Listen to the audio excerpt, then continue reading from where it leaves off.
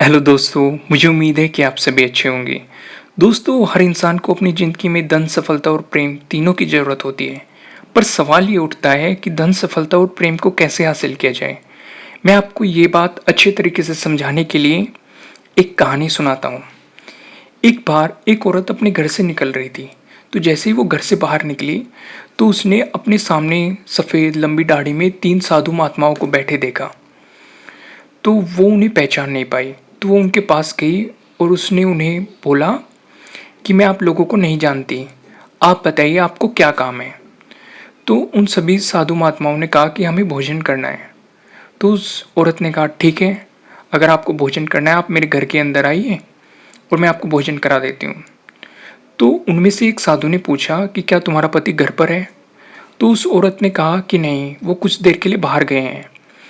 तो तब तीनों साधु एक साथ बोले कि हम अंदर नहीं आ सकते, जब तुम्हारा पति घर वापस आ जाएगा हम तभी अंदर आएंगे और तभी भोजन करेंगे। तो उस औरत ने कहा ठीक है। तो थोड़ी देर बाद उस औरत का पति घर पर आ गया।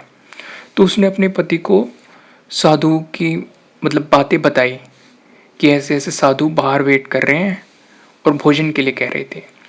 तो उसके पति ने कहा ठीक है, उन्हें अंदर बुलाओ और भोजन कराओ।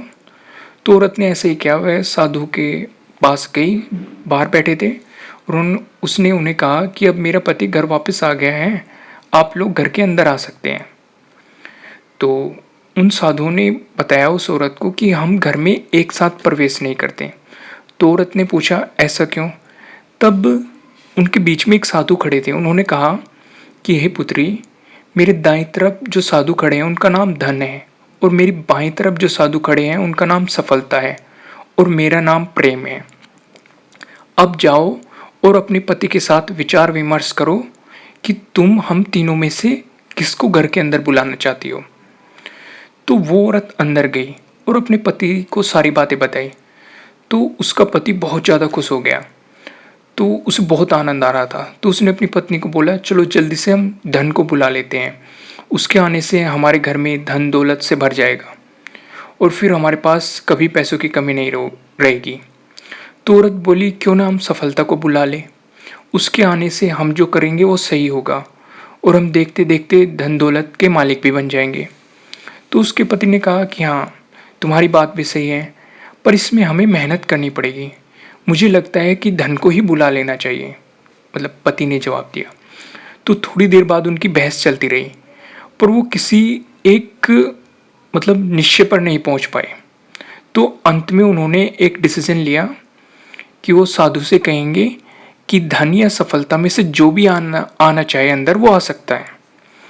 तो औरत तुरंत बाहर गई और उसने साधुओं से आग्रह किया और सारी बातें उन्हें बताई।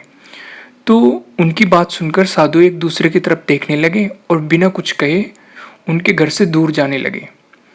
तो उस औरत ने पूछा, उन्हें रोका कि आप लोग इस तरह क्यों वापस जा रहे हैं? तो तब साधु ने उत्तर दिया कि पुत्री, दरअसल हम तीनों साधु इसी तरह घर घर जाते हैं और हर घर में प्रवेश करने का प्रयास करते हैं।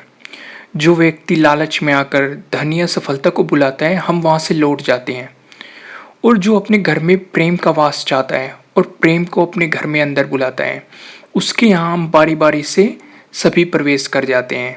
धन भी, सफलता भी और प्रेम को उन्होंने बुलाया है। तो दोस्तों, इस कहानी से मैं आपको यही समझाना चाहता हूँ कि जहाँ प्रेम होता है वहाँ धन भी होता है और सफलता भी होती है। अगर आपके पास प्रेम है तो आपके पास ना तो कभी धन की कमी होगी और ना ही सफलता की कमी। तो दोस्तों, अब आप समझ गए होंगे कि आपको क्या करना है। अगर आपके पास प्रेम है तो आपके पास धन भी है और सफलता भी है। इसलिए दूसरों से प्रेम करना सीखिए, दूसरों के साथ प्रेम से रहना सीखिए। तो दोस्तों, मुझे उम्मीद है कि आपको ये स्टोरी अच्छी लगी होगी, और अगर अच्छी लगी है तो इसे लाइक ज़रूर कीजिएगा, और अगर आप हमारे चैनल पर नए हैं तो सब्सक्राइब करना बिल्कुल मत भूलिएगा। और अगर आप चाहते हैं कि ये वीडियो किसी और के काम भी आए तो आप इसे शेयर भी कर सकते हैं। Thank you.